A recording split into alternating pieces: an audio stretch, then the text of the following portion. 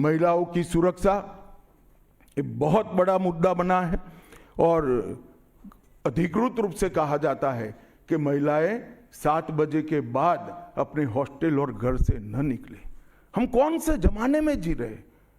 मुगल काल में जी रहे हैं क्या?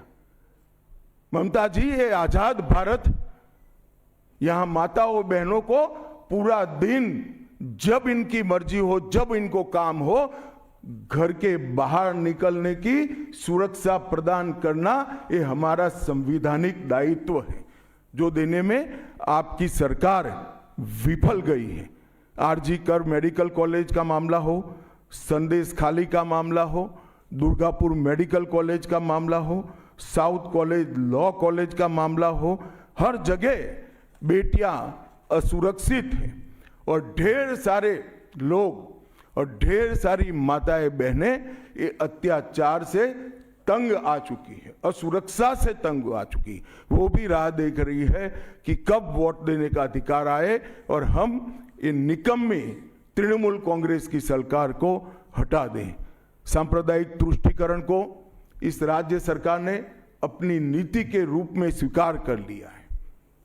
अब मरहम लगाने का प्रयास हो रहा है, मैं सुबह से देख रहा हूं, मगर अब मरहम लगाने से कुछ नहीं होता है।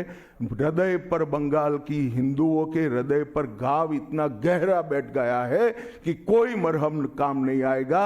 अब आपका जाने का समय तय हो गया है। यहां तक इंतहा कर दी, यहां तक कि पार्लियामेंट में वंदे मातरम पर चर्चा होती है। बंकिम बाबू ने रचे हुए वंदे मातरम पर चर्चा हुई, जो गीत पूरे हमारे आज़ादी के आंदोलन का प्रेरणा गीत बना, वो वंदे मातरम की चर्चा का तृणमूल कांग्रेस विरोध कर रही है, क्योंकि उनकी वोट बैंक इससे नाराज हो रही है। ये बंगाल की जनता कभी सहन नहीं करेगी। एक जमाना था मित्रों कि भारत के जीडीपी में बंगाल का योगदान 10.5% था और तीसरे नंबर पर था। जीडीपी में योगदान की दृष्टि से हमारा बंगाल तीसरे नंबर पर था। तीसरे नंबर पर से सरक कर ये 49 साल में वो 22वें नंबर पर आ गया। अब नीचे कोई जगह ही नहीं बची।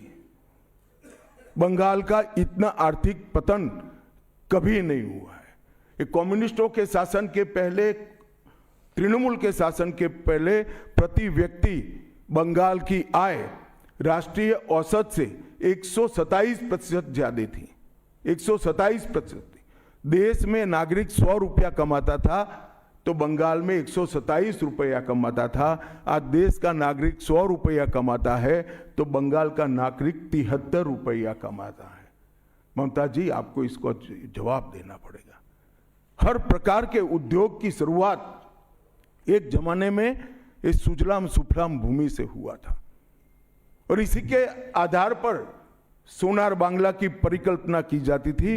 वो बंगाल में आज भ्रष्टाचार, घुसपैठ और टोलबाजी के कारण सारी इंडस्ट्री वापिस जा रही है।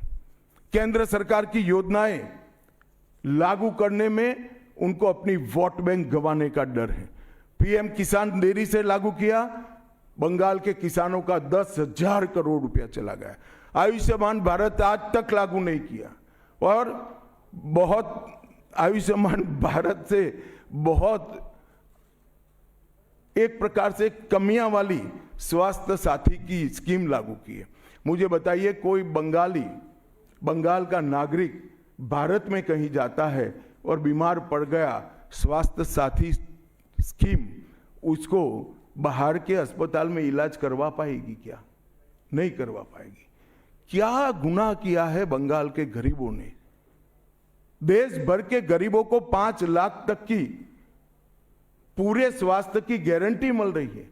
अरे कई राज्यों ने किया कि केंद्र 5 लाख दे रहा है, उन्होंने और 5 लाख जोड़ दिए। आप केंद्र के 5 लाख इसलिए स्वीकार नहीं करना चाहते हो कि नरेंद्र मोदी से आपको डर है। डर तो ठीक ही है, क्योंकि मोदी जी की लोकप्रियता बंगाल में दिन प्रतिदिन बढ़ती है, मगर इसके कारण गरीबों का आप नुकसान कर रही हो।